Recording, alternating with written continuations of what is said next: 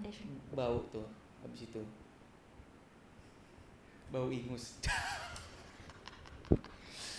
Let's do it, brother. Yep. Guys, Peter's in the back today. Say hi, Peter. I always at the back. Hello.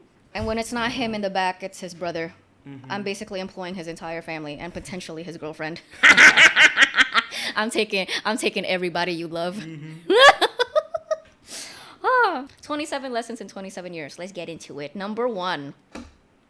Progress can't be gauged without noise and backlash. Now, I want to say something about this in regards to Malcolm X, and this is something a lot of people don't know about Malcolm X. And obviously, everybody know who Malcolm X is, right? You know who Malcolm X is, right? I don't think everybody know. Not everybody knows? Yep. Wait, shit, I think I'm dumb. I'm not talking about Malcolm X. I think I'm talking about Martin Luther King. Malcolm X is a writer. Malcolm X, hold on. No, I'm the stupid one. No, hold on. Malcolm X was the American Muslim minister and human rights activist who was a prominent figure during the civil rights movement. No, I think I am talking about Malcolm X. I think I'm talking about both Malcolm X and Martin Luther King Jr. And like I'm not mixing. Oh, I kind of am mixing the two up, to be honest. But my point is that when you look up news articles or any written piece talking about either Malcolm X and or Martin Luther King, obviously like even Martin Luther King, like, you know, we celebrate him today. But back in that time, you'd be surprised. A lot of the people that hated him the most, that were against him the most, were other Black Americans. That's Martin Luther King. I'm pretty sure it's the same thing with Malcolm X. I might be conflating the two because I forgot what I read. I'm having memory issues, you guys. The lesson being progress can't be gauged without noise and backlash. I always think about how that relates to what I'm doing in terms of being a more progressive voice in this society, and how I don't think any of us, especially not myself, should expect that it's going to be an easy and quiet journey to get to where I want society to get at. And clearly that hasn't been the case because, oh my God, this year alone, ever since fucking February, I have trended on Twitter. I don't even know, I can't even count. How many times have I trended? Maybe like twice, like on the trending list, and then the other times it's just like me breaking the internet because people got so fucking pissed at me. And then I've been canceled like twice. And the year kind of just started. We're still in May. And and of course it's not surprising. Like, I don't anticipate to be doing any of the things that I'm doing and for people to just like accept it. Like, no, there's going to be a lot of backlash. And I think that's just part of the journey. I was reflecting on how do not make that noise. I am sensory. I have sensory overload. I can't handle that. Do not fidget. It will distract me and I will cry. But mostly because I've thought about how much things have changed since the last time I made 26 lessons in 26 years till now, and how it is because we're making a lot of progress. Like, the show is making a lot of progress. I'm making a lot of progress. But obviously, like, the bigger I get, the bigger the noise is. And I think... Like Uncle Ben said. Like who? Uncle Ben. Uncle Ben. Who's... Spider-Man. Peter Parker's uncle. Oh, right. Yeah. Wait, what did he say? With great power comes... Great responsibility. Great responsibility. Yeah, well, but great power also comes with a lot of... Great power comes with great hatred as well. Great power comes with great consequence. Yeah. Mm-hmm. But then again, I can't think of anybody who has ever cemented their legacy in history that have contributed a lot to whichever society that they are a part of. I can't think of anybody that has been able to do what they have done without it coming at a great social cost, such as haters and even people like threats and all that type of shit. Okay, anyways, number 2. Have the courage to be disliked, because it will require you to be the villain in many people's books in order to see to it that you get the job done.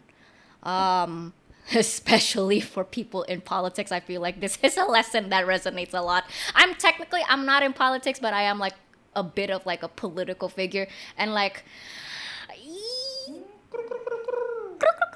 one of my followers, they emailed me and they were basically asking along the lines of how do I have the bravery and the courage to say the things that I want to my friends, my family, and the rest of the world. One of the things that I said in that email, just as a food for thought for this person, was how there have been a lot of interviews conducted on elderly people that are nearing the end of their lives. And when asked their list of regrets in life, somewhere on that list tends to be sentiments of how they wish that they had lived a more authentic version of their lives and how they wish that they had the courage to be disliked by people and to live a version of their life that is true to who they are and who they wanted to be versus who other people wanted them to be or expected them to be. I think it's just pointless to care so much about what other people think because that is outside of the realm of what you can control. And how at the end of the day, none of it ever really matters. And I like this mindset that my mom ingrained into me since such a very young age, even though it's kind of classist, of course, because it's my mother. But like I think it somewhat helps, and like it's realistic. Also, Destiny Child kind of sings about it, where they're like, what is it?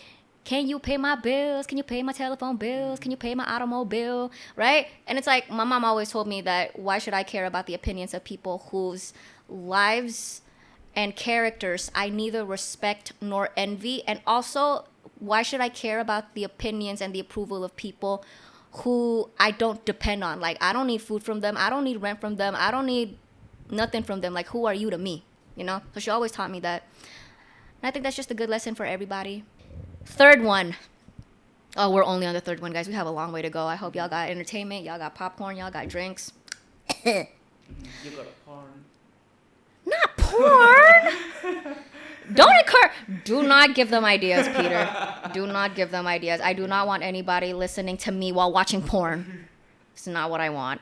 Number 3. And I should have brought the book for this one. Because this is all from a book that I recently read that I wouldn't say it went to the extent of changing my life like I have the books that changed my life, but this book is not what I would call a book that changed my life, but more so a book that, for sure, this is the book that I would encourage all of you to reread every single year because you need to be reminded of how, lesson number 3, ego is the ultimate enemy, and the faster you can kill your ego, the better off you are. There is this book, it's called Ego is the Enemy. It's by Ryan Holiday. Some of y'all are probably familiar with the name Ryan Holiday because if you're into stoicism the way that I am, Ryan Holiday is a very big name in that community. And when I tell you this is one of the most important books that I think anybody, I don't care what industry you're in, I don't care how old you are, I wish I'd read this back in high school. What the fuck was I doing reading Harry Potter like the third time and like fucking vampire romance novels? I should have been reading this. And Ryan is so stoic that his name is Holiday. Huh? His name is Holiday. He's so stoic, bro. Oh, yeah, because his name's Holiday, and that's why he's able to be so stoic. Yeah. That's a good one. I never thought about that. The summary of the book is literally in the name of how ego is the enemy and how ego has been what has gotten in the way of remarkable people, incredible people being able to achieve incredible things because their ego would get in the way. Ego has also been what has crumbled civilizations in the past. And the book gives you stories all about that, dating all the way back to like, ancient, probably Mesopotamia for all I fucking know. Or like even more recent examples, like it gives you examples of like CEOs and like, great leaders and wartime veterans and all of that. And it's so good. I cannot recommend it enough. And ever since I finished reading that book, which is not that long ago, I finished reading it recently. And I think a lot about how you have this sense of like, oh, I'm so important and I'm going to make an impact, and like the things that I do, like they have an impact, and like it really matters, when at the end of the day, objectively, it kind of doesn't. And I know that sounds really discouraging, but that's just the reality, right? Like especially when it comes to my type of personality where you want to be the protagonist.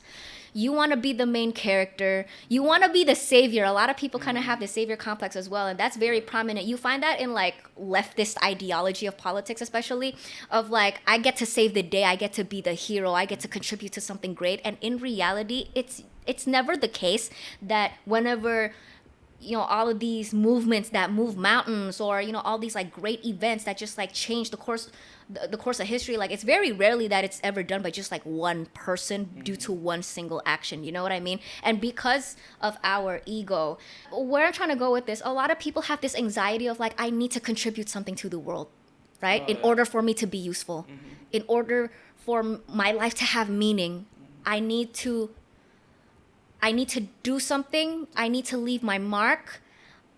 And that's your ego talking. And that's at your detriment when you really think about it, because a lot of people really do be tripping over these types of things. Like they get anxiety over how like, oh my God, I'm useless and like I can't contribute anything to the world. And it's like, you literally just exist. You literally just exist. You didn't exist to save the world, to change all of Indonesia, to become the next mega superstar or whatever, or like, the greatest trendsetter. Like you just exist, and that's okay that you just do. And actually, berjalan paralel dengan buku ini, like there's also this one song that's of this theme if you're into basically existentialism and like stoicism. There's this one song called We're All Eating Each Other by Juliet Ivy. And if you like pop songs, like this is a good song. Like it's very catchy, you can dance to it. But go listen to it. And I really like the lyrics. What's the point of living without dying for an ego? So we validate our fantasies to feel like we are special inside. Yeah, there you go. We validate our fantasies to feel like we are special inside, right? And that's the word that I was looking for. It's like we want to always feel like we're special in this world, and in reality, we're not. Yeah. But that's not a bad thing. You know what I mean? It's like the equivalent of when teachers give you like a gold star for every single little thing that you do, and like you get it, you feel like you're entitled to like a reward for every single little thing that you do, or like for just existing, and like you're entitled to this idea that you're special and you're meaningful in this world, when in reality you are so infinitesimally small in like the grand scheme of this cosmic universe. And also it puts things into good perspective when you learn about the universe and how big it is. Like if you listen to scientists like, what's his name? The black guy? Neil deGrasse Tyson. Neil deGrasse. Neil the... Grace. Grace? Neil deGrasse. Oh my God, no, we're both dumb. Neil deGrasse Tyson. I was just listening to a podcast where he was talking about how big the universe is. He's And an astrophysicist. Yeah, he's an astrophysicist, and he talks about how big the world is and how when we die, we come from the stars. It's from the stars we come from, and it's to the stars we will return when we die. We're going to obliterate into fucking ashes, especially me because I'm Buddhist and I have to be cremated. And I'm going to turn into dust. And then none of this is even really going to matter, and that's okay. It doesn't mean my life is not meaningful, but it doesn't.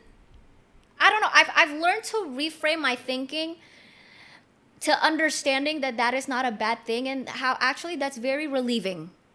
You know what I mean? Because sometimes I tend to feel like the future of Indonesia rests upon my shoulder to progress it forward. Well, obviously, that's not the fucking case. You know what I mean? Like, I'm just a fucking nobody. We're all a fucking nobody. And like, no, we can achieve great things, but we're not going to get there all alone. And it's, at the end of it too, it's like, it's not about you, That's just your ego talking.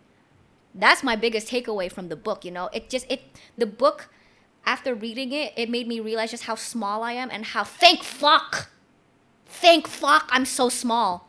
Literally and figuratively. I'm so small. And I'm gonna die, we're all gonna die in 80 years. Peter, we're gonna be dead in 80 years. And makanya, oh my gosh, I'm so glad I read this book too during when I was having that whole miskin kosakata controversy. No, because you know how sometimes like I get canceled on the internet and people are yelling at me, and like I trend on Twitter, and it's never a good thing, and like it feels like the world is over, but the world is never over. Yeah. No, the world is never over, and like the internet doesn't revolve around me, the world doesn't revolve around me, and like literally, like what happened, people forgot about it 2 weeks later, right? So it's so relieving. Lega rasanya, you know what I mean? And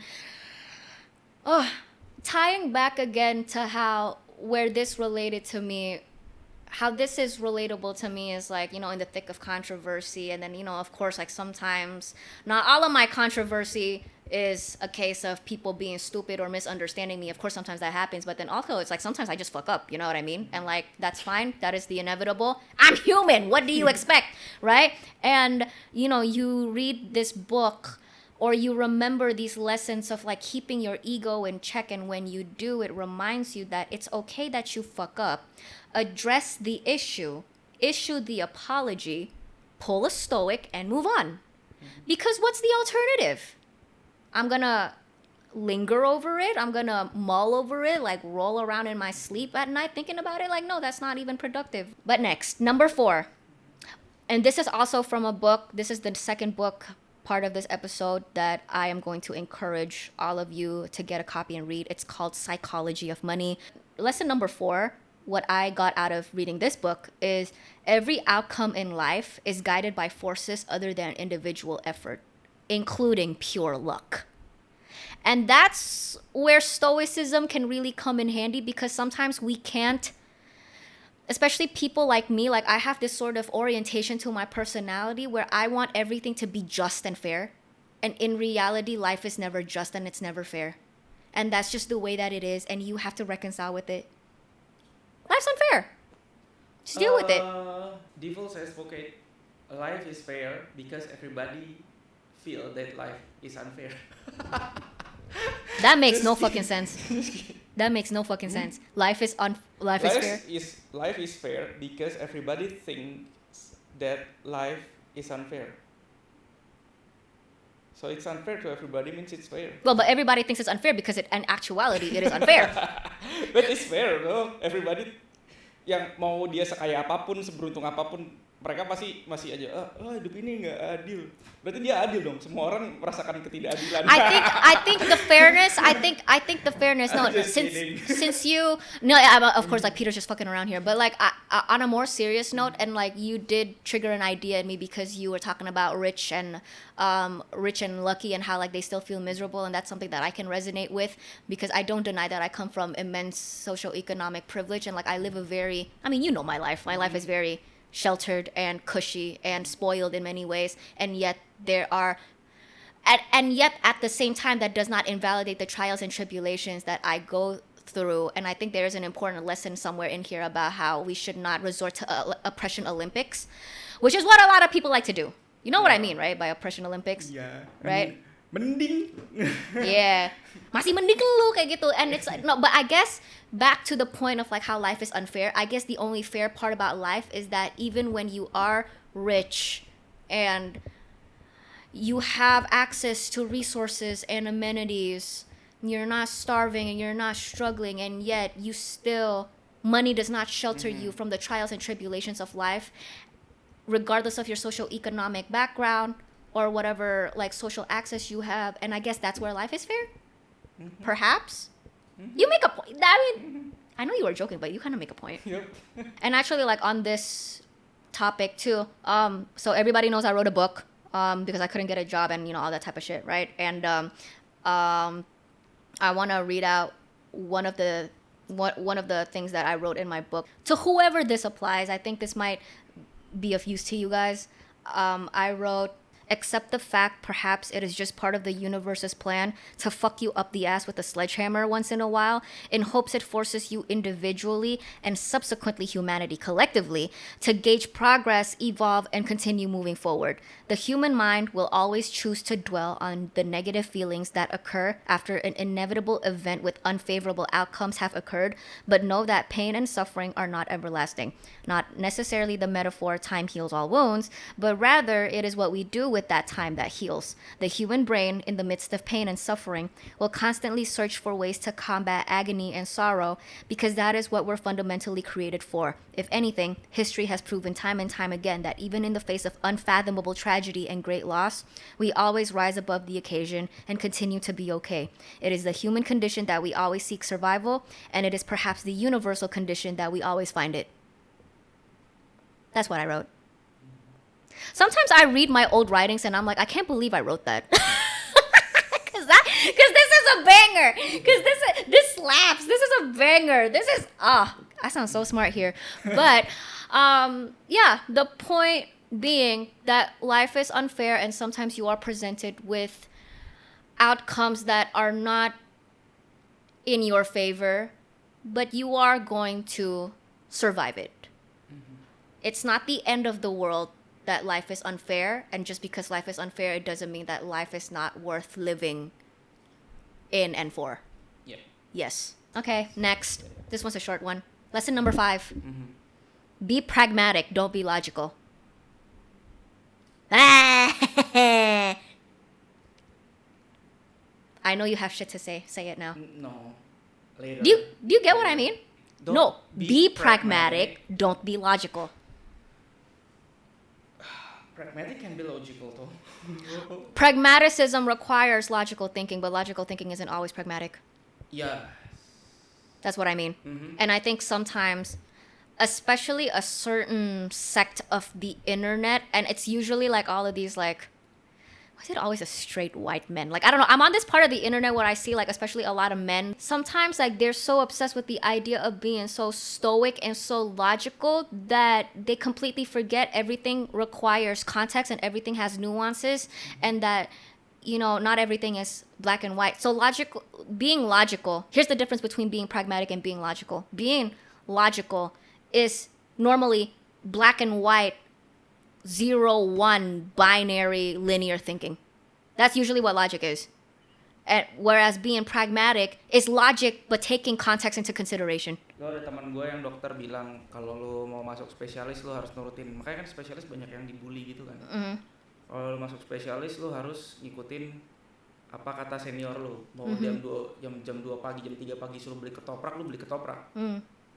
Wah, ya terus gue juga pernah ngerasain, kan gue teknik mesin, jadi pernah ngerasain juga gitu. Kalau gue lawan aja, bodo amat. Terus dia bilang, lu kalau nggak nurut dalam hal kecil, ketika di ruang operasi gue profesional. Lu ke mesin, gue ngambil ke lab, gue profesional anjing. Nggak ada hubungannya mau beliin lu makanan kayak enggak kayak. Nah tapi di Indonesia kalau lu nggak nurut, lu nggak punya experience buat pergi ke labnya.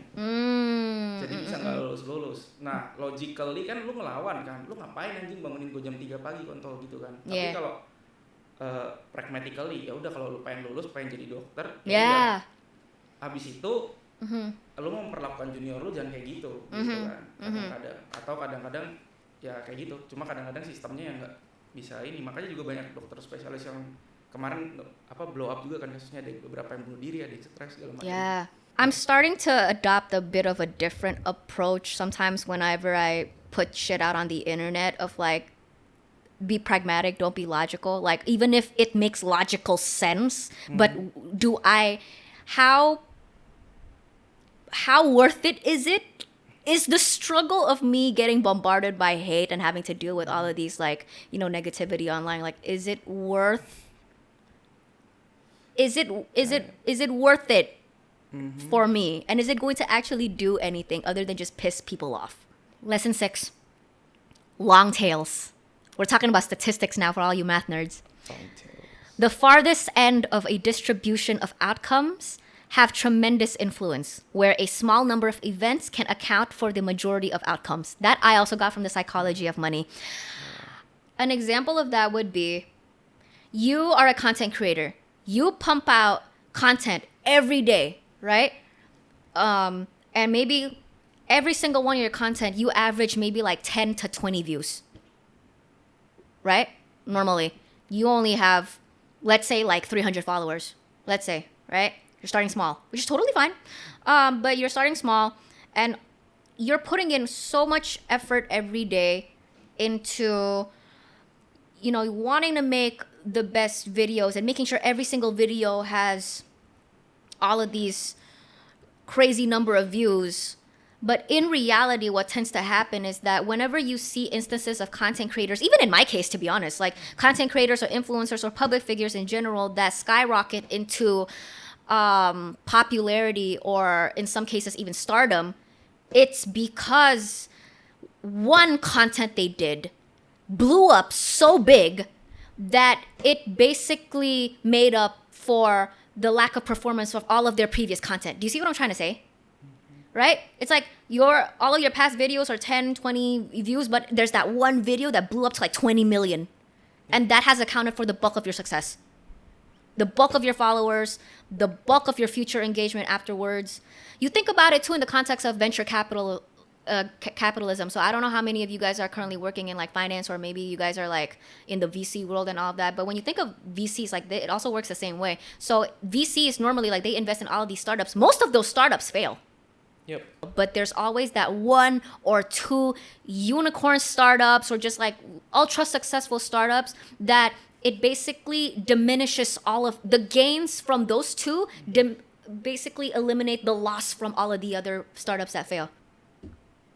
Guys, I'm having a little bit of brain fog right now because, quick update with me, I'm currently like going through medication. Yeah, like I'm taking medication because I'm mentally ill. I either have major depressive disorder, MDD, or I have bipolar disorder, but that one we don't know yet, and I can't tell. But I got my brain map a few weeks ago, and most of the areas came back blue, and blue's depression. So yeah, I'm like severely depressed. And so they put me on a bunch of medication, but they put me on sleeping pills because I'm having sleeping issues. And they put me on 1 milligram of lorazepam. And I didn't even take it every day. I'll probably like take it like alternate days, but it's like fucked with my memory and kind of my ability to function. I don't even know if I'm making any sense right now, to be honest, but I'm just going to assume yes, because Peter's in the back laughing and nodding and like actually engaging in the conversation.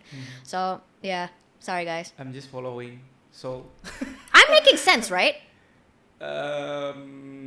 This one I don't get. The reason why that's on my list of lessons in 27 years, I think it's because it's put into perspective of how much effort I am putting versus the rewards that I am expecting. Because, for example, if you put it in content creation terms, if I expect that every single one of my videos is going to like go viral or like break over like 1 million views, misalnya, like, and you tend to think that, or in order for me to be a successful content creator, misalnya, that every single one of my videos has to do good. But it's actually no, most of your videos don't have to do well in terms of performance. Like, you just have to be consistent with it. You have to give consistent effort. But in terms of the results, not every single one of your output, your work, needs to have good results. You just need to consistently put them out. But you have that one moment where perhaps the algorithm is in your favor, and then suddenly that one video blows up and you get like 20 million views, and like that's the bulk of your success. Yeah. Do you know what I mean? Yes. Yeah, so that's what I mean. The lesson is keep going. The lesson is the lesson is don't be discouraged by like low performance. Just keep doing it. Yeah. And then one day, And then one day it's gonna happen. it's gonna happen. Okay. Yes. That. Okay. Now that makes sense. Now that makes sense. Okay. Psychology of money. Next. 7. Lesson number 7. Always look for disagreement, but set boundaries for how you deserve to be disagreed with, including for those of you that are in the public eye like me, such as all the politicians, activists watching this. Heavy on this one, because let me tell you something about me. And a lot of you listening to this, or a lot of people on the internet, they can vouch for this part of my character, where I am very open to constructive criticism, and I am very open to engaging in debates where you disagree with me. I am 100% open to that one. But what I am not going to allow, what I am not going to tolerate, is when people are screaming at me and backing me up against the wall, right? And, you disagree, fine, but that doesn't mean you get to call me a whore, you call my mother a whore, you call me a stupid, spoiled, rich, chindo bitch, and, you degrade my character, you attack my character, you attack the people that I love. Oh, yeah, and, like, the other thing, too, I feel like sometimes people have this really bad habit of, like, once you get so used to seeing them on the screen, that you forget that behind that screen, that they're actual humans with actual feelings. And, like, that, this is very controversial, but I would even say the same thing about politicians and activists. Like, the same grace that you extend to me, or your friends, or any other public figure or non-public figures, for how they're only human and they make mistakes and they have their blunders, or like they have their misconceptions as well. I think you should extend that same grace to politicians and activists as well, even if perhaps in your opinion the stakes are higher because they're of their position of power or their position of influence. But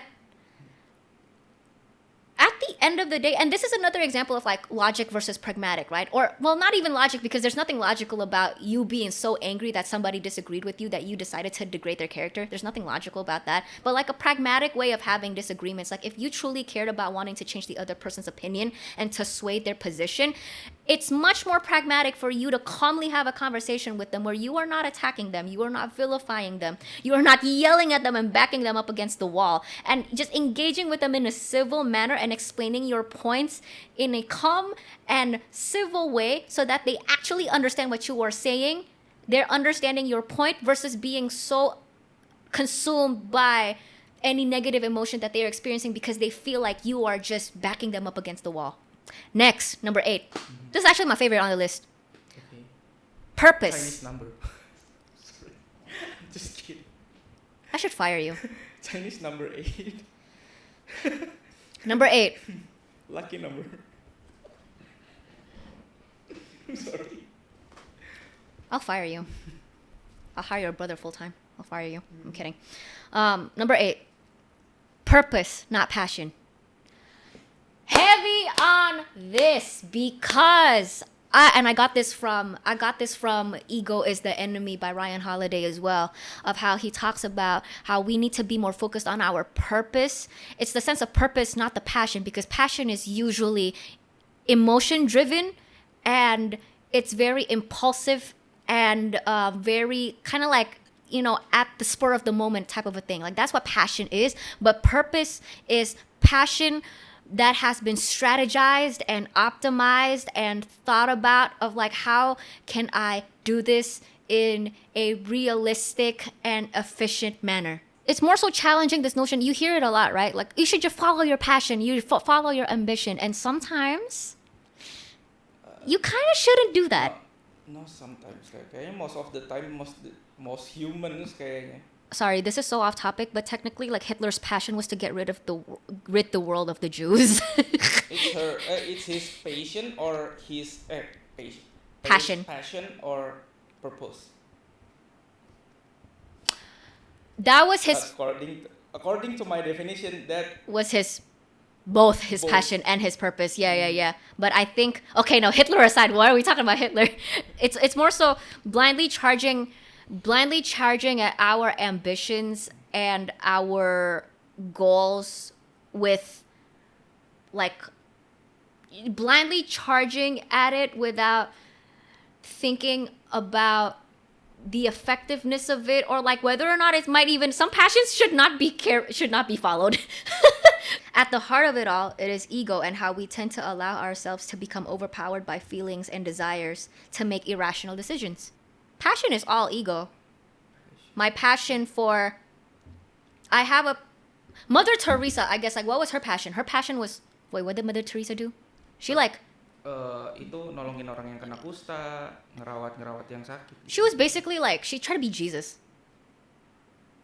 Well, like, it's in her heart, I don't know, but ya kayak dia jadi perawat aja buat orang-orang sakit. Yeah, like she helped the poor and the destitute and like, you know, the downtrodden. And but even that, you could make the argument that number one, that operates from a place of ego, because she had like this sense of, and I'm not talking shit about Mother Teresa, by the way, like that's not what the point is, but as in like she had. Ya, itu nggak tahu. Kalau dia melakukan itu dengan tulus, ya udah. Tapi kalau di dalamnya ada apa-apapun, gue juga nggak tahu. Well, yeah, but sometimes people do good things not because it's orang good for dia pengen dilihat orang aja. Or no, sometimes actually like it's for you, because it's what feels good for you. You help people not because it's for their betterment and like it helps them, but because it helps you feel good. Yeah.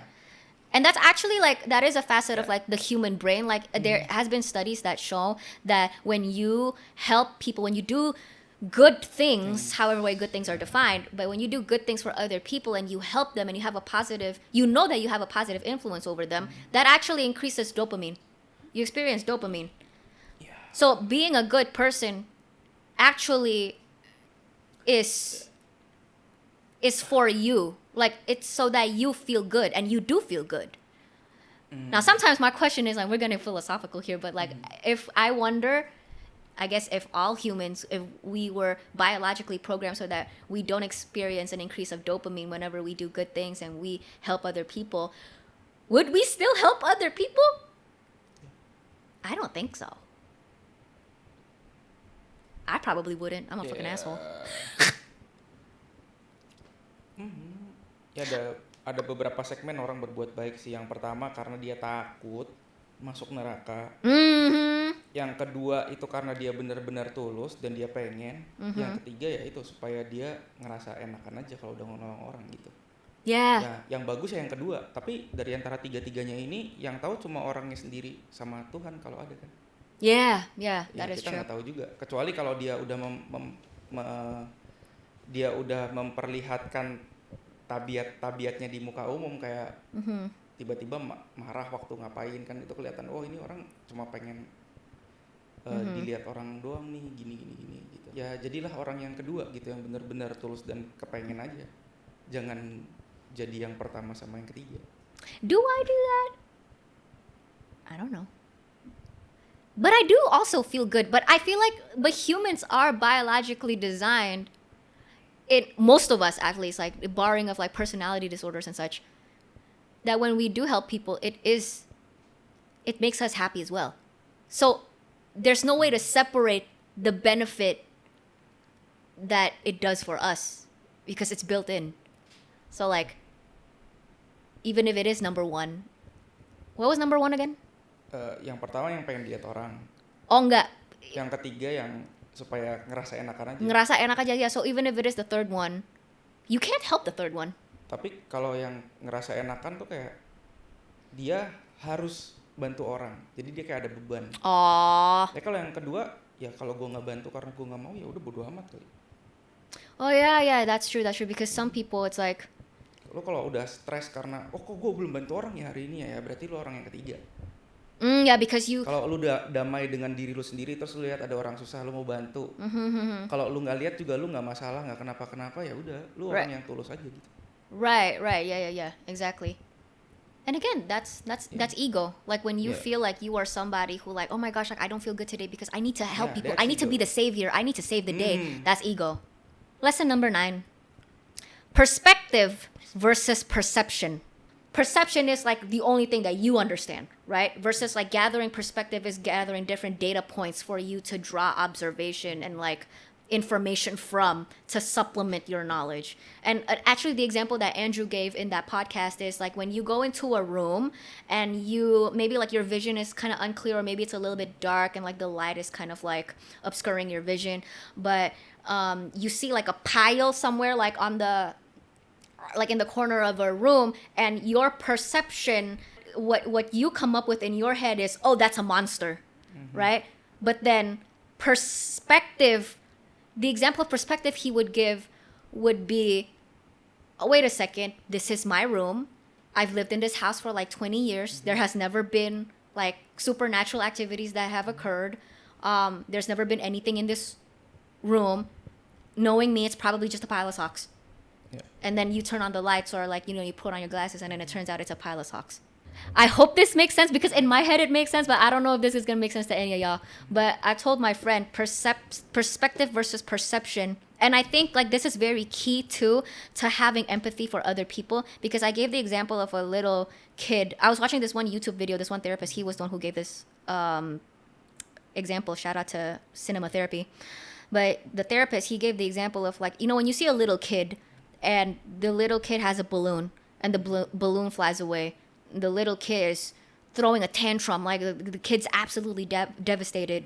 They're so sad. They're so angry, right? They're crying because they just lost their balloon. Us as fully formed adults, we're looking at that kid and, our guttural instinct might be to go, apaan sih kan padahal cuma balon aja. But think of it from the perspective of the child. To a child, a balloon is everything. Ibaratnya if your wallet or your bank account with like $30,000 suddenly just got robbed and you just lost $30,000 that you have worked up your entire life to save up in the bank, you would be behaving and reacting the same way as the kid, right? But it's just a different thing. Like perception-wise, they're two different things, but perspective-wise, they're the same. I think that's a good example. And it helps me, especially as somebody who you normally engages in a lot of like social political discourse and social politics especially, is like you have to take into consideration different different opinions that are shaped by different perspectives, and like keeping this example in mind, like it always helps me. Because even though I might see one issue in a certain way, somebody else sees it in a different way, you know? I think it's kind of the example of, you know, when people go on Twitter and misalnya if Peter tweeted, I really like apples. Apples are such a good source of vitamins A, C, and very good source of fiber. But then I come in and I go, oh, so you don't like oranges then? Aren't oranges also a good source of vitamin C? Okay. I feel like... That's a straw man, actually. Well, that's an example of a straw man, but I think that's also like perception versus... Yeah, you assume. Your perception is immediately to assume that because they're talking about apples, they don't like oranges. When in reality, their perspective on oranges hasn't even been presented. Yeah. Lihatnya tadi kan hitam putih kan. Kalau Yeah. lu suka A berarti lu nggak suka B lah. Kan bisa juga gue suka B anjing. Yeah. And I mean, that was one of the lessons that I incorporated into last year's episode 26 Lessons in 26 Years, is that multiple things can be true at once. And that's a fact, right? Get used to it. And I know a lot of people out there that don't want to believe that, but two things can be true at once. And actually sometimes, controversial here, but both sides could either be wrong or right. Yeah. So, yeah. Next, lesson number 10. Your feelings are not always valid. Oh, yeah. Always question why you feel the way you do. Do you have enough data points to substantiate why it is warranted to feel this way? Sit with it until it slowly cools off and you are able to think rationally again. I think, especially you see it on social media, on like a certain side of social media, that's like your feelings matter, your feelings are valid. And I understand where they're going with that. Like I don't necessarily take issue with it, but I think it's the statement of saying like your feelings are valid. When sometimes it's like some bitch gets jealous because her boyfriend didn't like, or like so, like you get mad. Yang paling gampang habis ngimpi ngimpi terus dimarahin, like back then kayak ada cewek ngimpi cowoknya selingkuh. Terus pas dia bangun dia tiba-tiba mukulin cowoknya gara-gara dia, lu tuh selingkuh, kapan gue selingkuh juga? Itu tadi di mimpi gue lu selingkuh, terus dia, what the fuck man? Bener juga. Kenapa gue bisa mimpi kayak gitu? Coba kalau lu nggak kayak gitu, ya nggak tahu anjing, namanya juga mimpi. Sinting gila. Yeah, no, see, that's why some people are, I'm so sorry, but some people are just fucking crazy, right? Or some people, they have all of these like internalized insecurities and resentment or traumas that they then project onto other people. And sometimes that's how your feelings manifest, right? And so to say that, oh, your feelings are always valid. No, your feelings are not always valid. If your feelings are valid, there needs to be like at least some modicum of like reasonability as to why you think the way that you do. For example, like if I think that Peter is mad at me, I need to have enough reason to substantiate why I think Peter is mad. Maybe Peter, like, I don't know if I'm like, usually if I'm talking to Peter and like he behaves in a certain type of way, but then today he's behaving differently. But then I see him like maybe talking to Buzzer from the Based Indonesian show and he's behaving normally, but it's just with me, he's giving me the cold shoulder. That's enough evidence for me to assume that perhaps Peter is mad at me. But if it's just out of nowhere, and if it's just out of like the most minuscule things, and like, you know, I kind of used to have this issue as well, where it's like, maybe let's say like we're in a room and like you're just quiet and you're not talking to me, and then I immediately think like, are you mad at me? You know what I mean? And sometimes people do think like that, right? They're like, you ended your text message with a full stop. Are you mad at me? It's like, no, I just use proper punctuation. You know what I mean? Yeah. So sometimes like you interpret certain behaviors or certain signals to mean certain things when in actuality they just don't. Yeah. Because we have monkey brains. And humans are stupid and we don't make sense. So you have to fight that. So just remember, your feelings are not always valid. So question why you feel the way that you do. Ever since I got into the habit of questioning why I am feeling the way that I do, I have become a much more stable, normal person, Much even more sane. much more sane, much more sane. Why does this tweet make me feel so angry? Why does this person's opinion make me feel so angry? Why did what my mother said to that person few moments ago made me so angry? Or why am I sad? Why am I out of nowhere like I'm feeling sad? And then you start like, kind of breaking down and analyzing your thoughts, and you come to the conclusion, okay, maybe I'm just hungry. Yeah. No, that's true. Oh, no, dude, that's Yeah. true. Okay, Ya, cewek sering gitu sih. bro, you want to know something about me? Like, if I am hungry, and sometimes I don't realize I'm hungry, but I get so sad. And Yeah. someone notices that. Someone, like, sometimes he'll look at me, he's like, bro, you good? And I'm like, yeah. And he's like, wanna go eat? I'm like, yeah. And then we start eating, and I'm like, oh yeah, so the other day I was talking about. Ya. Ya, cewek suka gitu sih. Emang cowok enggak? Tai kucing. Cowok enggak, kalau lapar Marah ya? iya marah. I knew this one dude back in high school, like whenever he got hungry, and we would know that he's hungry because he got so angry and he was so bitchy. He would snap at everybody. It's like if you ask him like where he's going, and he'd be like, "Why do you want to know?" And I'm like, "Whoa, okay, you're hungry. Let me get you some chocolate." Yeah. Kalau enggak ini sih, kalau yang perokok berat biasanya dia enggak dapat rokok. Oh, that's actually so true. I've met men like that where Dia if they kalau don't. lagi ngerokok baik banget, begitu rokoknya hilang anjing marah-marah mulu. Yeah, terus juga orang yang kecanduan sama kopi, weh.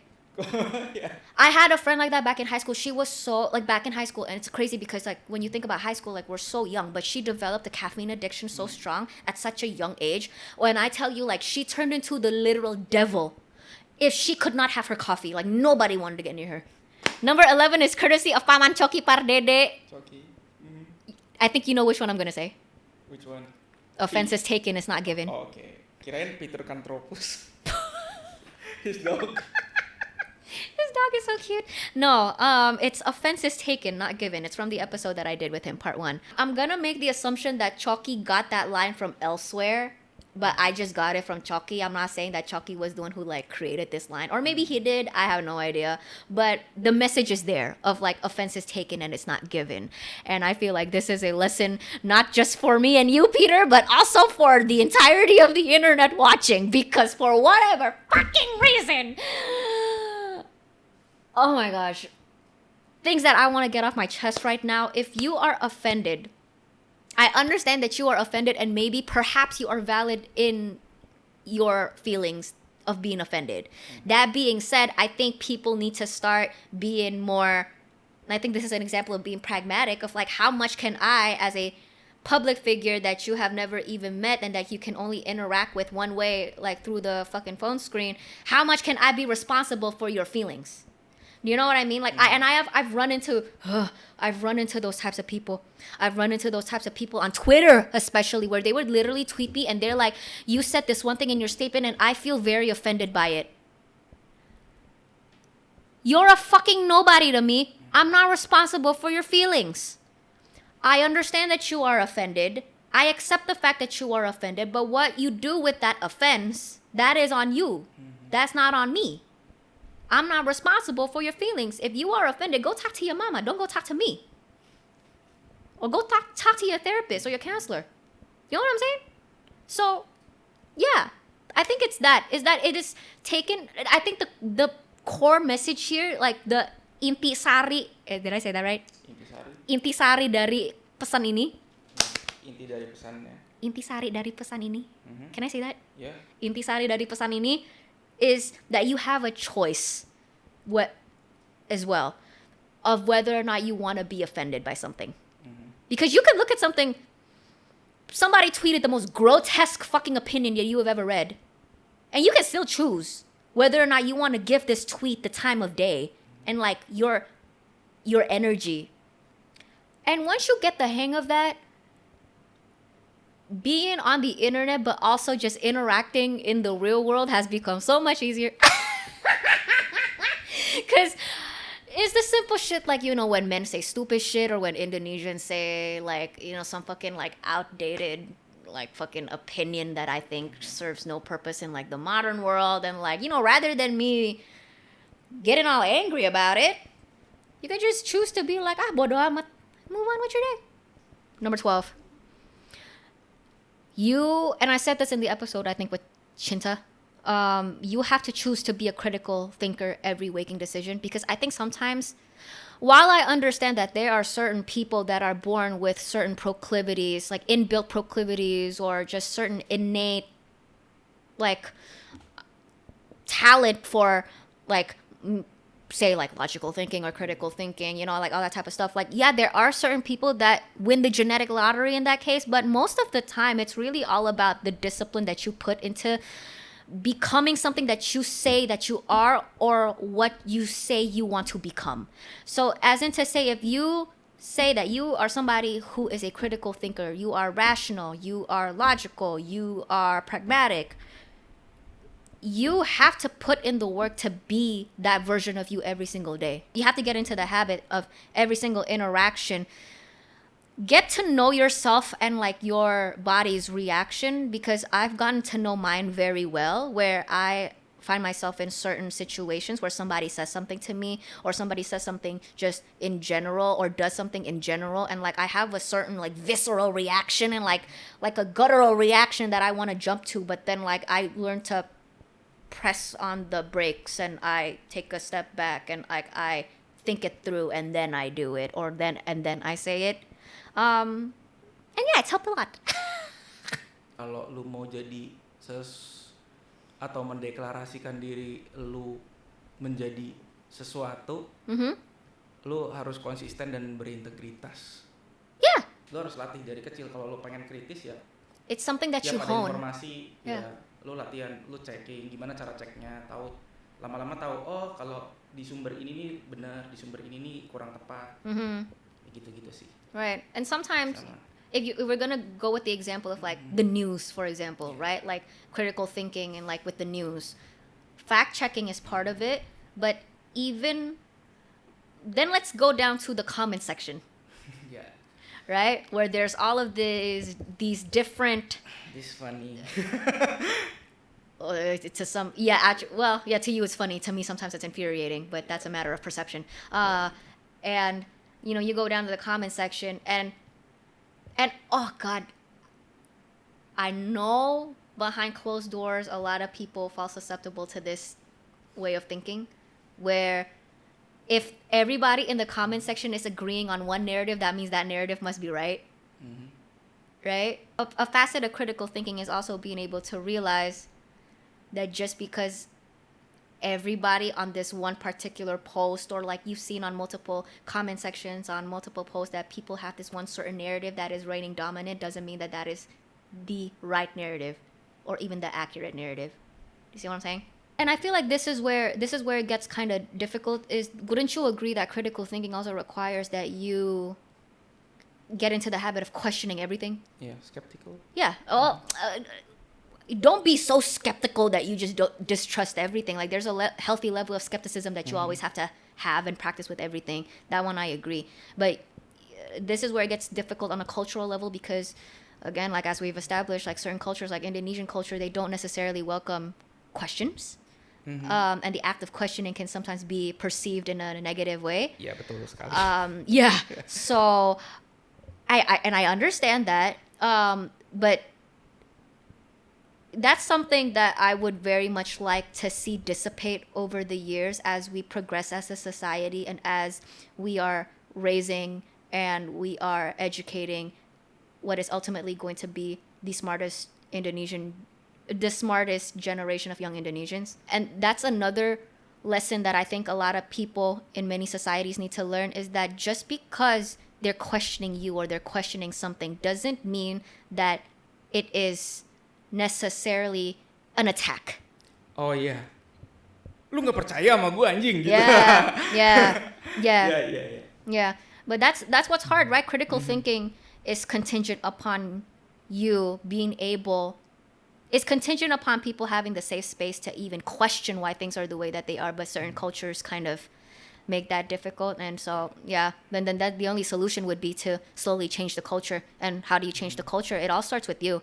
Like that's also the one thing about that I've learned over the years of me, me doing this, and like, I would like to think of myself as somebody who I think is kind of at the forefront of, progressing, at least like, well, I'm Gen Z, so like I guess progressing Indonesian Gen Zs, or well, maybe not Gen Zs, but you know what I mean, like kind of at the forefront of wanting to see this country progress forward, not in just in terms of like the laws and economics, but also society and culture. And that is what I have learned, that it all starts with me setting an example, and for people to look at me and be like, well, if Indah can do it, then if Indah can do it and Indah can get away with it, then so can I. If Indah can do it, let her do it. Let she do it. Let she does it. Itu kalau si Peter, it's like, Indah aja deh yang digoreng. Gua nggak usah. But that's smart. Let the chef cook. Let the chef cook. And then eventually it's the chef being cooked. Number 13. Lesson 13. You shouldn't think of anybody or anything more than you think about yourself, your family, your friends, your immediate surroundings and circumstances, and the tangible ways that you can have an effect on all of those things. I wrote this because I used to be in a position where I constantly felt hopeless about the world because there's so much that I want to do to help and to change, and I can't do it. You know that meme of like Jaden Smith talking about like the apa sih dia ngomong kayak the social, political, and economic state of the world? That used to be me. Like I think about that on the constant, to the point where it drove me fucking crazy. And over the years, as you age, as you become wiser, and as you have more experience going through the world, you realize just how counterproductive it is to try and control things that are just beyond your control. Ultimately, like, the intisari of this is stoicism. Really quickly, guys, this episode is sponsored by Kiehl's, the finest apothecary skincare since 1851. Now, for those of y'all watching me on YouTube, on this side of my face, the left side, I'm wearing this liquid pimple patch underneath all of this makeup. And on this side of my face, the right side of my face, I'm wearing the liquid pimple patch on top of my makeup. But y'all can't tell the difference now, can you? Can you? Can you? Can you? Peter, can you tell the difference? No. Yeah, now see, he can't tell the difference. Then again, you're straight, so that's not saying a lot. But anyways, I'm gonna be in this makeup for like the next 10 hours today. And with this truly targeted blemish clearing solution from Kiehl's, I can treat my blemishes throughout the day up to 3 times a day without having to remove my makeup and without it ruining my makeup either. How convenient is that? This is a potent blemish clearing solution containing 2% salicylic acid, 4% niacinamide, and licorice root that dries to a transparent, flexible layer to help protect the skin against irritants while encouraging absorption into the targeted area. In just 2 hours, it reduces redness, reduces inflammation of active acne in just 24 hours, and gets rid of acne scars in 4 weeks of continuous usage. And it comes in a very convenient 15 milliliter travel size bottle that I can bring with me anytime, anywhere. You can shop this with my link down below, down in the description, on Tokopedia, Shopee, or on their website. Now back to the episode. Lesson number 14. Don't idolize anybody, especially not me. Oh my goodness, what the fuck? Like, I've been getting DMs from people saying like they're a fan of me. Why? Yeah, biarin aja. Well, no, yeah, it's not at my detriment. No, don't get me wrong. It's not at my detriment. And do I appreciate it? I very much appreciate it. But actually, I would like to give a perspective that perhaps is not often voiced by a lot of public figures, just because I think a lot of public figures, they avoid saying this because it runs the risk of you sounding like you're complaining about first world problems, or you're complaining about how privileged you are, when that's not at all the case. But I would just like to offer like a different perspective of how sometimes it freaks me out that people kind of, in a way, idolize me, like they're a fan of me. And like, when you do that, then like you have all these like expectations of like how IndahG should always perform, and like IndahG is like this and IndahG is like that. And when IndahG is not like that on, the days where she's just not like that, then it's like, it's hurtful for me, because ultimately, like, what I feel is that I've let people down, and that becomes an emotional burden on me, but at the same time, I'm rational enough and I'm realistic enough to know that that is just what comes with the territory of me being a public figure on the internet. And I understand that. And I'm not necessarily complaining about it. I don't want to make it sound like I am. It's just not, it's not even just that it's a lot of pressure on us. But it's kind of unrealistic if what comes in the territory of you idolizing somebody is that you always have this certain expectation that this is how that they're always going to perform, when in real life that's just not feasible, because humans, we fluctuate in our performances, in our moods, in our functions, like you know what I mean. So it's just sometimes I think the double-edged sword with you supporting somebody so much to the extent where you idolize them and you kind of put them up on this pedestal is that you start having all these expectations of them, and expectations are just premeditated resentment, because you have all these expectations about me. One day I'm not gonna fulfill all of that, and then you're going to be disappointed, and then who's gonna be blamed for that? Me. You know? Yep. And the dangers of idolizing too, sometimes it's like the blind loyalty to certain people. Because I want to make this clear. I appreciate every single one of you out there that support me and support the show. Obviously, like Peter and I, we're very appreciative of that. And I appreciate all of the support. I appreciate that there are a lot of people that resonate with my content, resonate with my messages, and like they see the value in what I'm doing, and you know, all these positive things. I appreciate that, right? But I would never want anybody to like me so much that they support me even during the moments where objectively I don't deserve to be supported. You know what I mean? Like when I am in the wrong and I fuck up big time, I need to be told that I fucked up big time, and I need to be made to be held accountable for that. And sometimes the problem with people that have this sort of like, they kind of have this idolizing personality. That's kind of like what happens with K-pop stans. You know what I mean? Like they're so blindly supportive of this one stan that whatever they do, they, like you can just see no wrong in what they're doing. When in factuality, they're wrong, right? And like sometimes they do horrible things, or like they say things that are misguiding, or you know, whatever. And you need to be made to take accountability for that. Right? And I have the wisdom to know that just because, you know, maybe Peter or my mother or whoever, like my friends, like, you know, they want me to own up to my mistakes, it doesn't mean that they love me any less, but it's because they love me so much that, you know, they want me to be better and do better, and they know in fact that I can be. You know what I mean? Kalau gue ngeliat ada 3 jenis. Yang pertama, lu ngefans sama seseorang ya cuma ngefans sama karyanya doang. Itu yang pertama, yang itu biasanya kayak gue. Terus yang kedua itu lo ngefans mati, yang idola lo tuh selalu benar walaupun dia salah. Jadi kayak mau dia bilang tai kucing rasa coklat, lo terus orang bilang dia gila ya tai kucing rasa coklat, terus lo bakal belain enggak, tai kucing tuh beneran loh rasanya kayak coklat, bla bla bla bla bla. Ada yang kayak gitu. Nah satu lagi itu ada yang put expectation nih, jadi kayak misalkan gue ngefans sama lo karena lo ngebela A dan B. Nah gue jadi ngefans nih sama lo nih karena lo ngebela A dan B. Ternyata lo against C. Dimana gua tuh supporting C. Loh, anjing kenapa lu ini sih? Akhirnya lu nge-expect idola lu kalau nge-support A dan B harusnya lu support C juga dong. Kenapa lu nge-support C? Kayak gitu tuh. Nah, itu. Terus akhirnya dibebanin ke lu semua gitu. Yeah. Exactly. Jadi yang kedua jelek, jadi yang ketiga juga jelek. Yeah. I think in my ideal world, and I understand that there's limitations to how feasible this is, but if I could offer a suggestion of what I think is more reasonable, is that you want to support IndahG, right? Support does not mean, oh, it's because I agree with every single one of her opinions, or like, you know, every single one of her values. You can support somebody despite your disagreements, but because you might see the bigger picture in the work that they are doing. Karyanya kan? Yep. Yeah.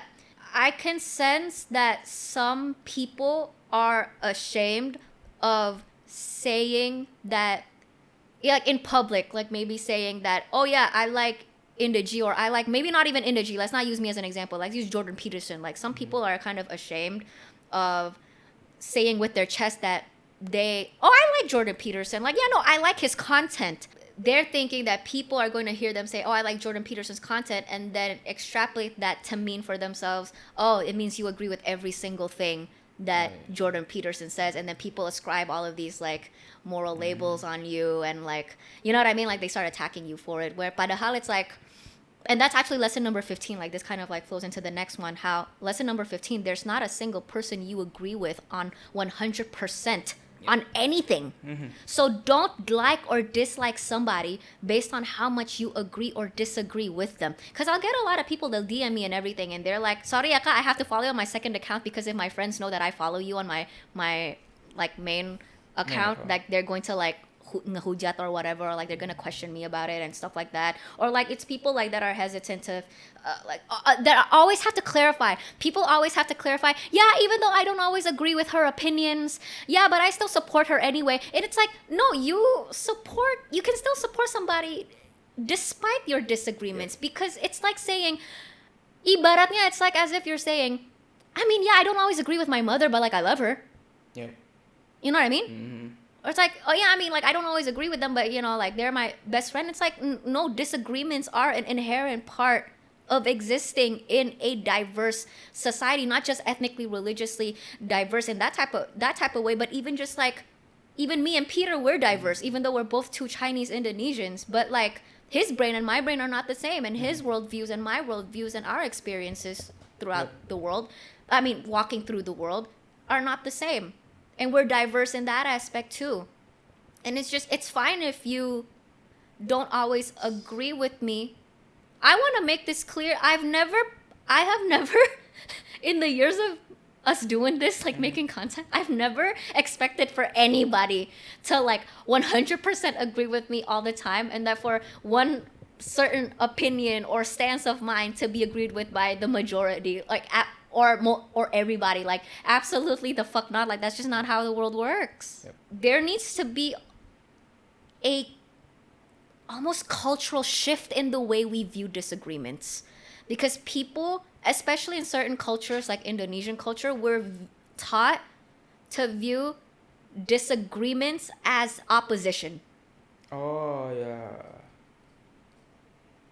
Padahal it's not necessarily opposition. It's a room for discussion. It's room for discussion, but also it's the fact of life. Like, there's no such thing. If you want a more scientific example, like a more concrete, like empirical example, look at nature. There's no such thing as 100% in nature. Yep. You run any clinical tests in a lab, like do all of the experiments, or like any occurrences that occur in nature, there's nothing that is ever 100%, right? And I think that works the same way with opinions and values as well. That's like, it's not 100% that everybody holds on to this one particular value. Think about it. We live in a world where not everybody even values money. Lesson number 16. Fight for the things you believe in, but don't expect the people you're fighting for to praise you or thank you. Balik lagi kan ke siapa? Martin Luther King or Malcolm X. Lagi ke niatnya sih, liatnya lu mau fight, niatnya mau fight atau mau dipuji orang. No, and I actually, like, I wrote that because, and my goodness, I hope nobody uploads this on fucking Twitter, because the fucking like people on Twitter are gonna fucking eat me up alive. But like, because I realize, oh my god, I don't know how this is gonna come across. I hope I don't get canceled for this. I also hope this doesn't rub anybody the wrong way. But like, ngomong kasar aja ya. You know how I'm obviously very much pro LGBT. Oh yeah. And yet, there are people from the LGBT community on Twitter that think I'm homophobic.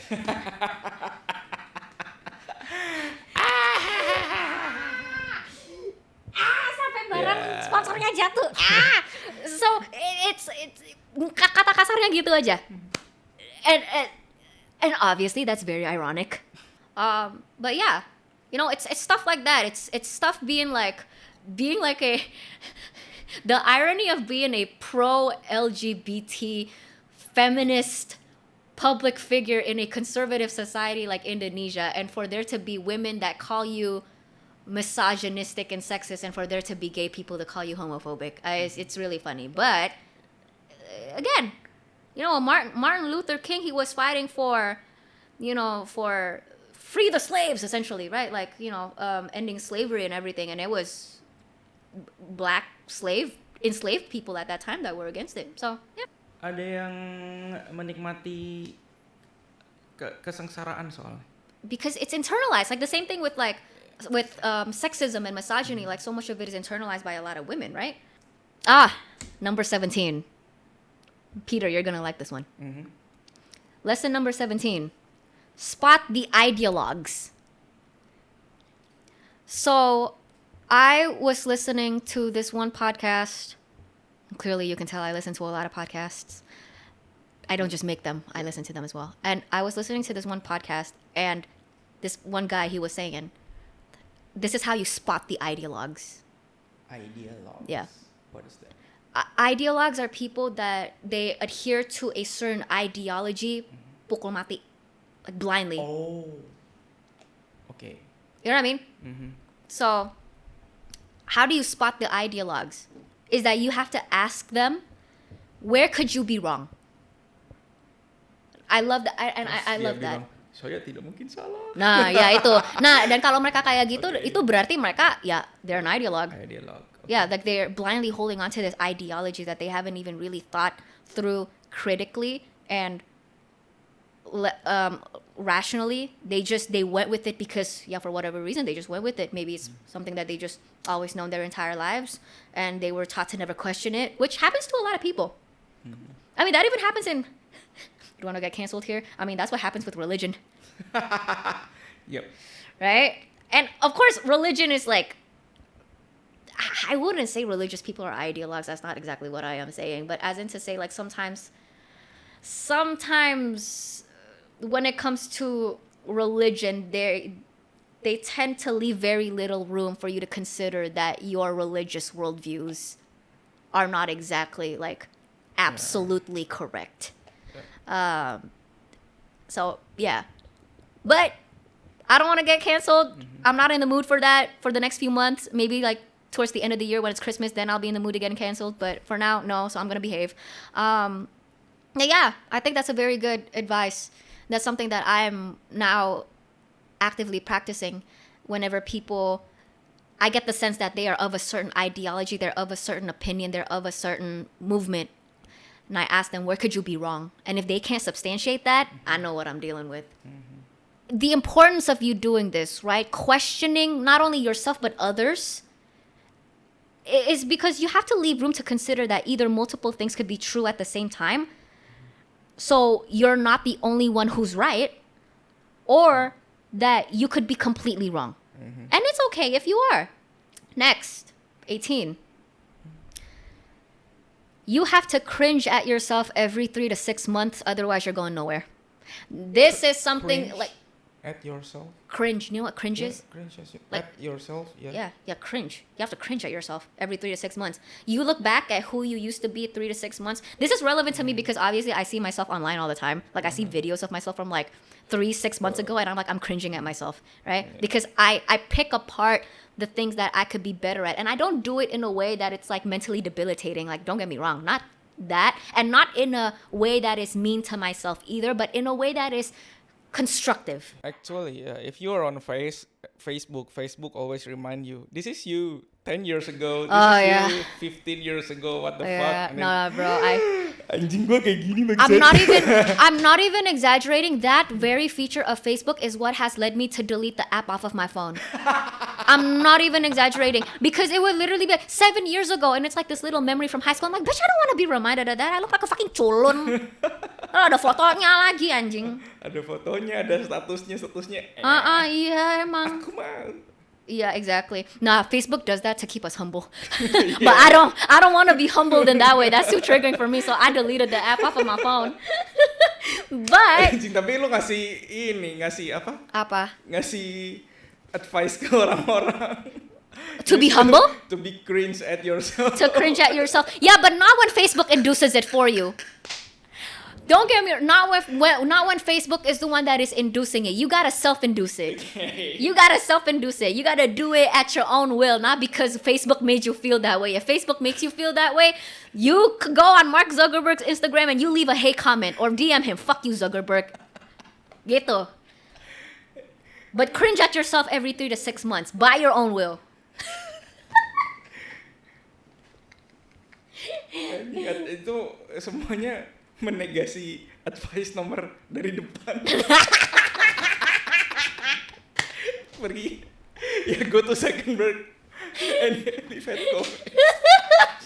I completely go back on everything I've ever said prior to this point. Absolutely go on Mark Zuckerberg's Instagram and tell him that he is a big four-headed bitch. Tell him that. Tell him that in the DMs. I'm sure he'll care what you think about his fucking forehead. But yeah. No, but again, back to the point. You have to cringe at yourself every 3 to 6 months, otherwise you're going nowhere. I think I got that from another podcast that I'm listening to.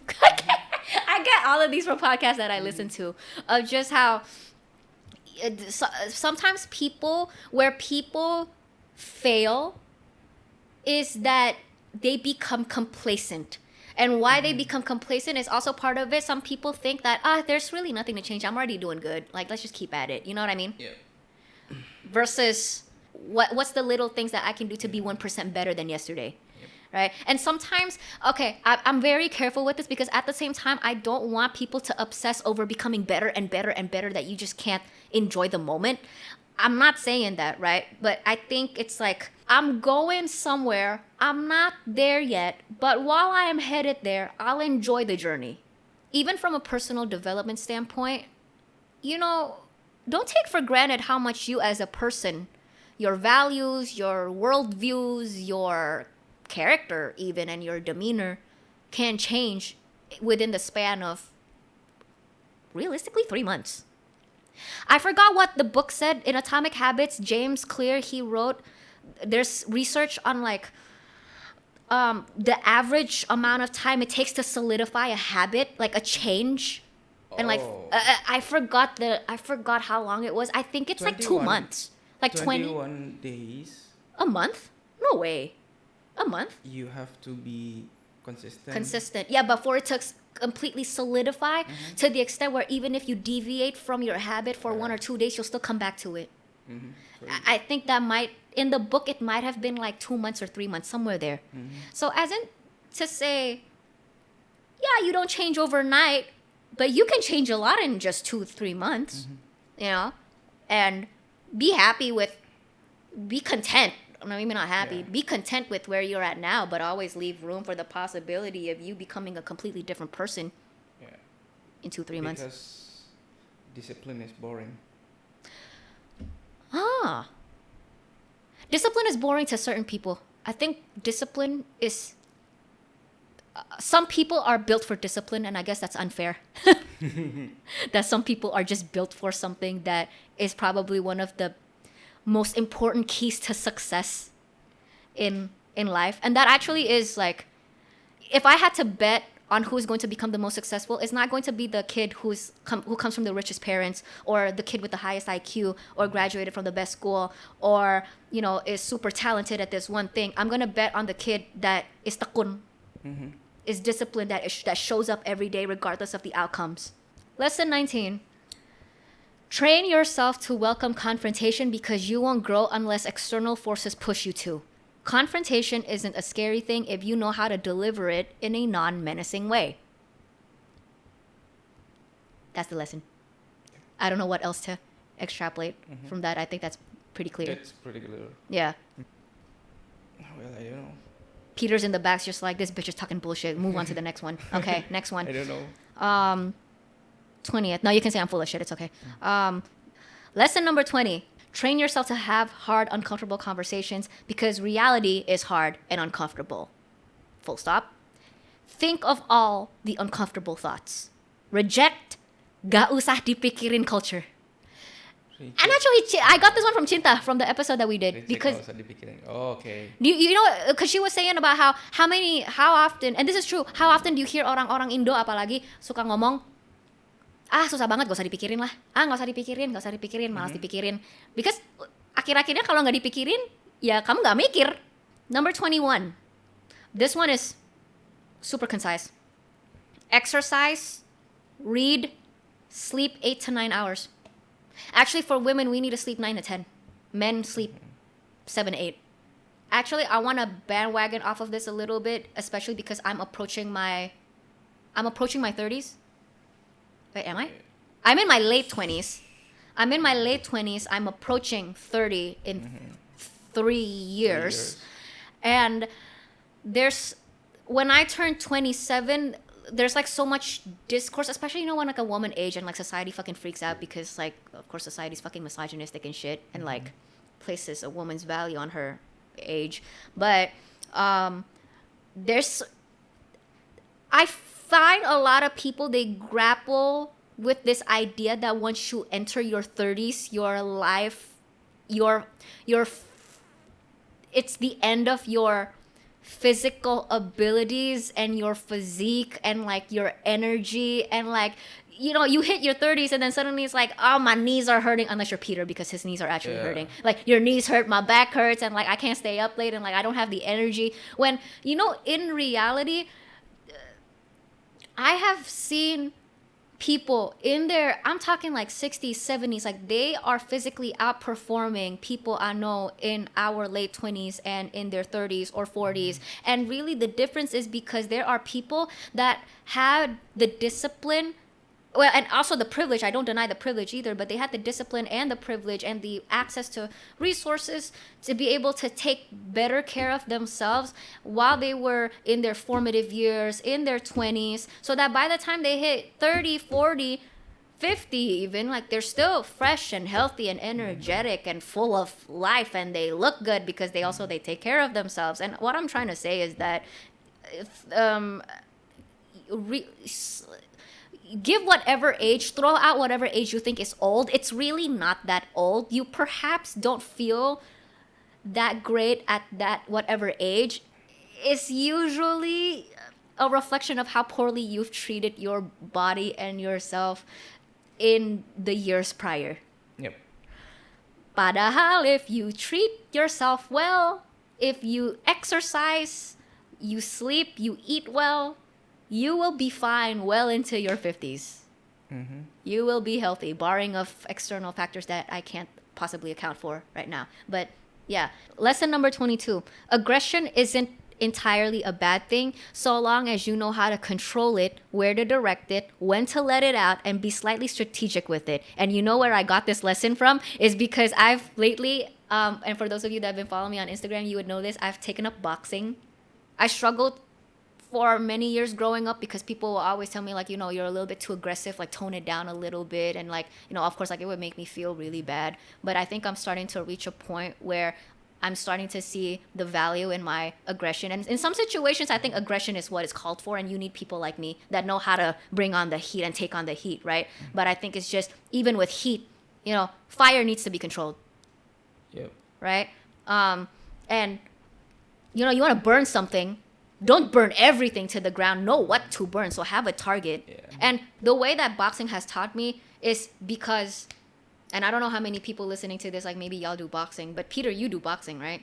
And you know how with boxing, so you need to have your left foot out and then like, right foot in the back, and like you need to be like in this position. Sorry for all the people listening on Spotify, but if you're on YouTube, you can see me. So you need to be like standing in this position, left foot like a little bit out, and like you need to always be in the ready. Core needs to be tight and everything because you gotta move, right? You gotta and then when you punch hard, but don't punch so hard that, and this has nearly happened, where you're going at it so hard without the control that I nearly, instead of punching the pads, because like I train with pads, instead of punching the pads, I nearly punched Daniel's face. You know what I mean? So it's like, because you got all this energy, but then you're not directing it properly, and like you're not controlling it properly, and so you end up hurting your trainer, and then your trainer fucking hates you. And or sometimes kayak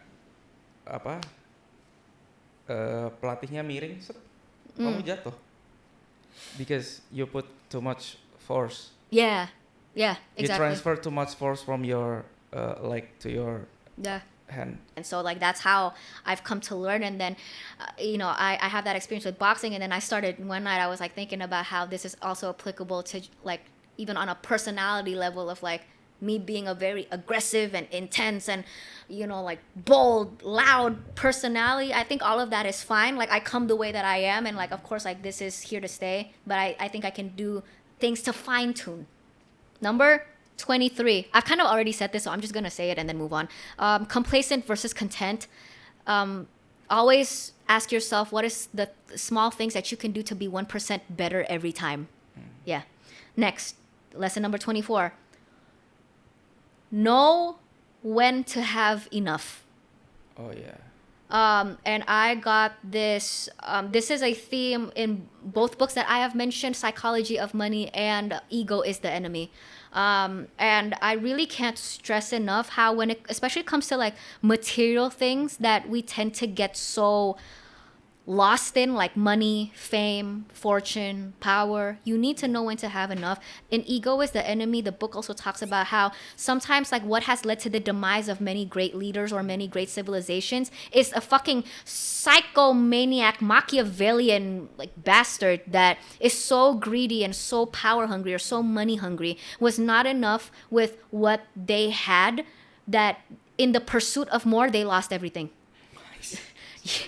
Peter's ex-CEO, yeah. Tune into his episode on e-commerce about Investry, and then you would know about how basically his CEO was caught money laundering, and then that has led to the demise of his startup, and also the demise of him. And like, think about his reputation. Think about like, and also like he's now suffering legal consequences as a result of it.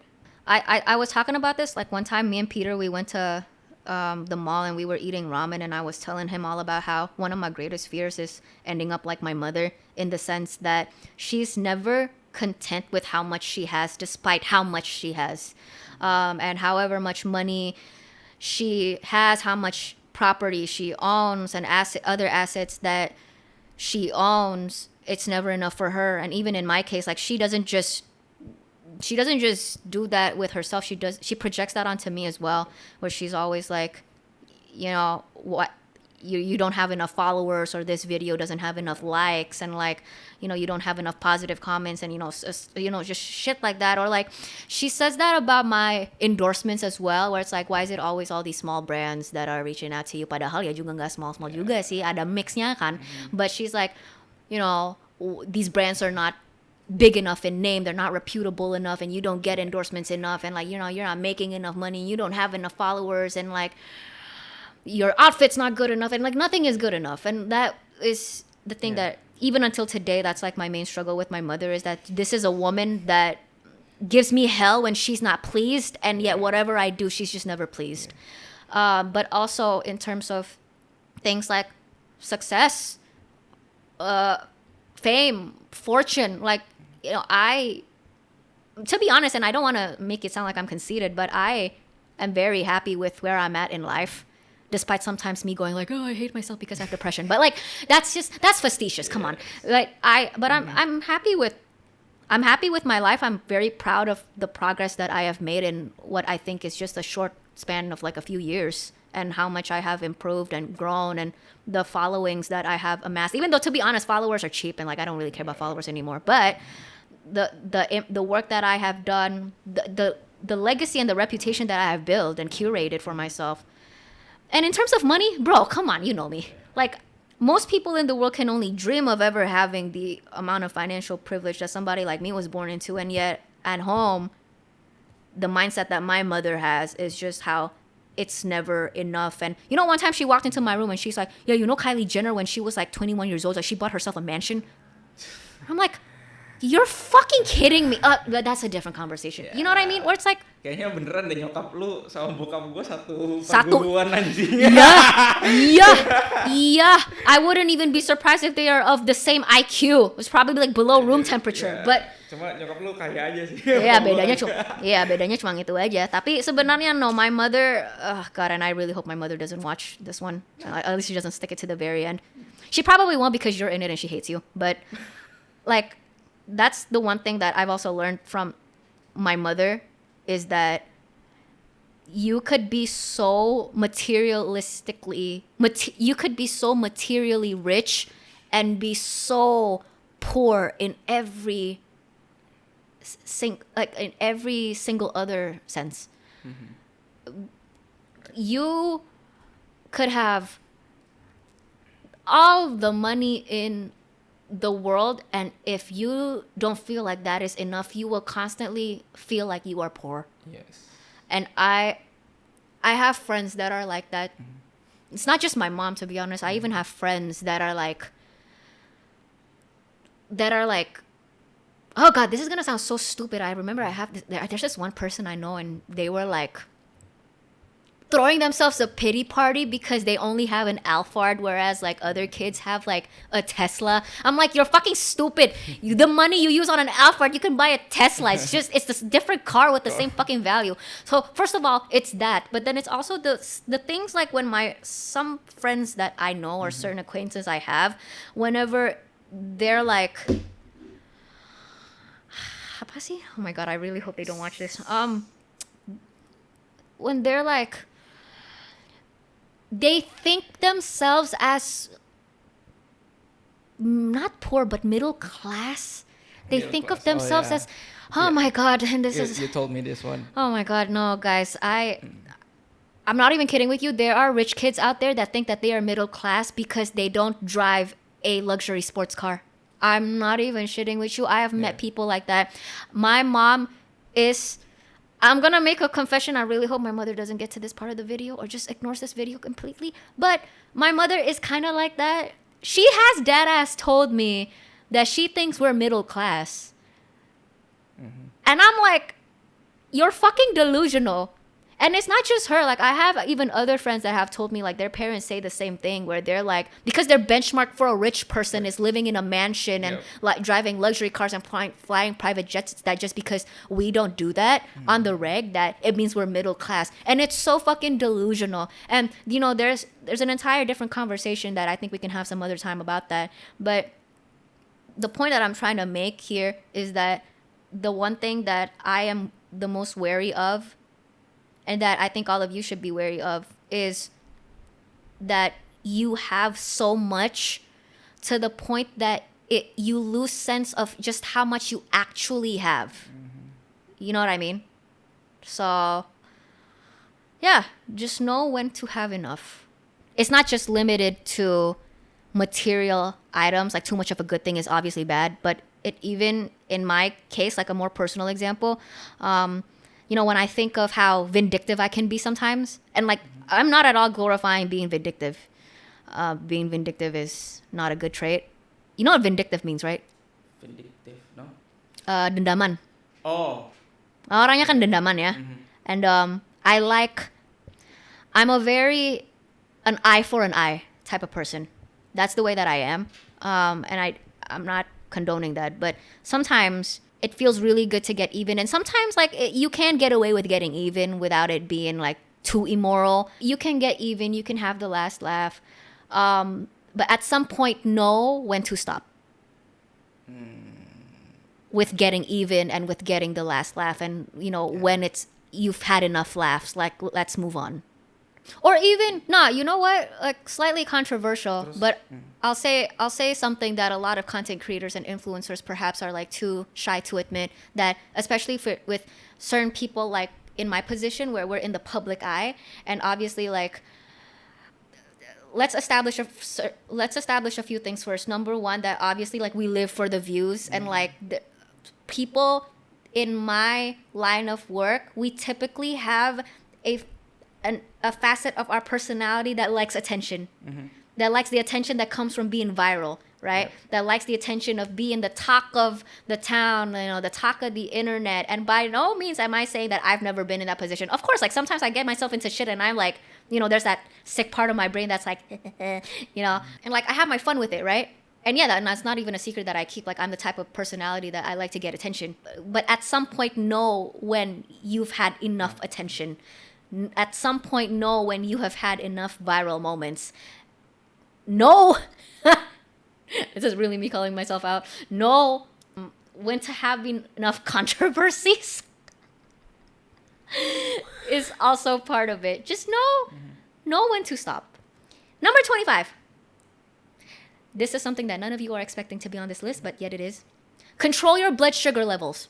I want to introduce you guys to this one name that I think you guys should take the time to look up on YouTube or the internet. Her name is Jessie Inchamspé. She is a French biochemist, and she has all of these research on blood sugar levels and managing glucose levels, and how basically, to summarize it all, is actually more important in what order you eat than what you eat, and how our modern food landscape makes it so that most of us are living off of a perpetual glucose roller coaster ride, where because we eat, for example, the first thing that we eat in a day, and you think of certain cultures like American culture, they eat like sugary cereal, like first things for breakfast. And of course, it's like you get all of that sudden quick boost of energy from all of that sugar, but then come daytime, have you guys ever experienced it where it's like you eat a really big sugary meal and then you have that crash afterwards? That's because of your glucose level. It spiked and then it like crashed down. So that's what's happening inside your body, and it actually comes with a lot of other psychophysiological ramifications, such as inflammation. That's physiological, but then psychological, even like brain fog and like a inability to focus. And when I came across Jessie and her work, and I started implementing all of these dietary changes into my everyday life, I actually did started to feel a difference. Like I actually can focus a lot better, and like my depression is actually more manageable, and that was before I went on meds, because currently I'm on meds. But even off of meds, if I really stick to it, it's really good. And how even physiologically, like acne, like inflammation, like I'm not as red anymore, you know what I mean? And it's really like food is such an integral part of our being, because not obviously like we need it to live, but also because it affects everything, right?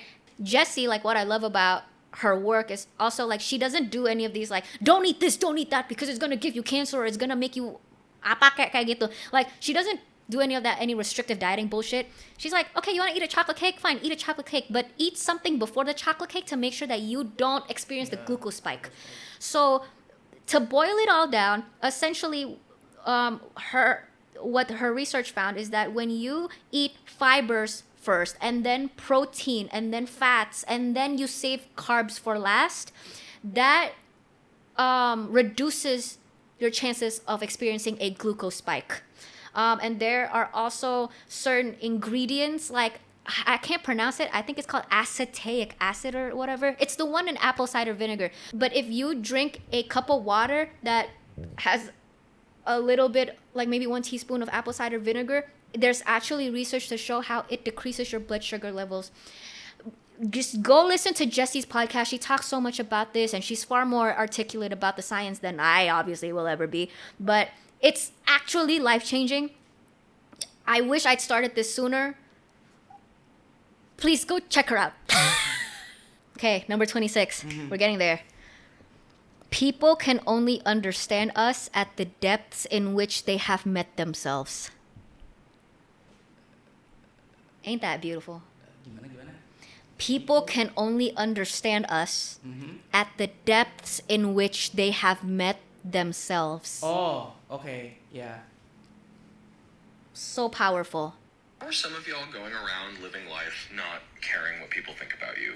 I just realized I never actually knew what you were thinking about me. I just knew what I thought you were thinking about me, which means I created a mean, judgmental version of you in my head and then used it to think mean things about myself, which means I made you mean in my head, which means I was being judgmental of you, not the other way around.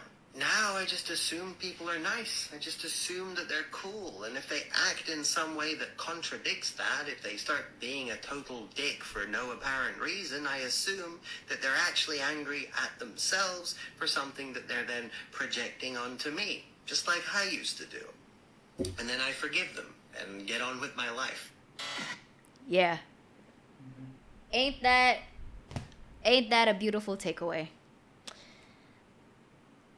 And there's nothing else I can say to top all of that. So I'm just going to move on to the 27th lesson. The last lesson that I have learned in 27 years. I'm just kidding. This is not in chronological order. But,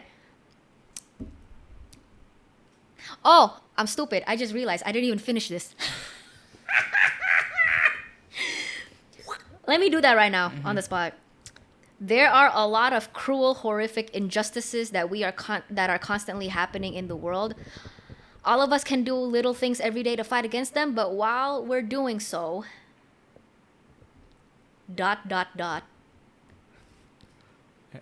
What? Where was I going with this? Because I was thinking You forget to continue. I forgot to continue. I'm on medication. Okay. The side effects are memory loss. It's going to go away. I will be normal by next month. Peter, look at me. Next month, when the fluoxetine kicks in and the lorazepam is out of my system, I will be a normal person. And then I'll be unstoppable. Okay. And then I'll take over this entire country. Okay. And then I'll come for your girlfriend. Okay. I'll steal her. Okay. No, I'll fuck your brother. Let's No, I'm see. kidding. Let's see. By next month. Okay, let's see. Especially because I'm going to Singapore because I'm gonna go visit my college friends in Singapore. We're gonna do a girls' sleepover in Singapore, the most expensive fucking sleepover I've ever done. We're gonna play card games and we're gonna watch Barbie movies and Disney movies and I'm gonna heal. And then once I'm healed and then the medicine has kicked in and I'm a normal functioning person without depression, it's over for you. Okay. Let's see. Let's see. I forgot to finish my last lesson. There are a lot of cruel... Mom is still live with you. My mother is still alive. I'm just kidding, Mom. I love you. There are a lot of cruel, horrific injustices that are constantly happening in the world. All of us can do little things every day to fight against them. But while we're doing so, it's not the message that, oh, even though there's a lot of horrible shit that's going on in the world, focus on the positive side as well. I think it's more so there are a lot of cruel, horrific injustices that are happening, and of course we can do our little parts, but then don't overgrandize how much of an impact that we ourselves alone can have. And sometimes you can't do anything about it. Sometimes that's just the way that it is, and you just have to live with it. Yeah. Don't play That's God. so not inspirational. Don't play God. That's so not inspirational, but Yeah. it's the reality. It do be like that, and when it do be like that, you gotta live with it and move on. Yeah. Yeah. Yeah. Don't play God. Bro, you're not God. Yeah, we're not God. You're a human. Exactly. Well, not even God can stop all the fucking injustices in the world, because clearly if God can do that, God would do fucking something. Debatable. Orang nonton ini mereka bikin klip upload ke internet kayak gitu. Iya. Ini Indah dia sama Peter nih bangsat. menista Tuhan dia. Is menista a word? Yes, menista. Okay, yeah. But that's it, you guys. That's it for today's episode. Make sure you like, comment, fucking subscribe, because I went into our analytics and I saw that there's oh my god, was it 80% of you guys that watch our content, y'all don't even subscribe. So there's a lot more people that are watching, but they don't hit the fucking subscribe button. So subscribe! I need money! I want to be famous. I need money, guys. Peter needs the money. I just need the fame.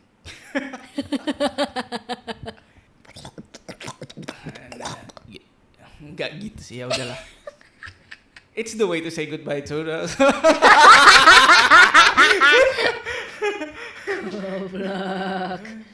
That's the most pleasant way of saying goodbye to somebody you love.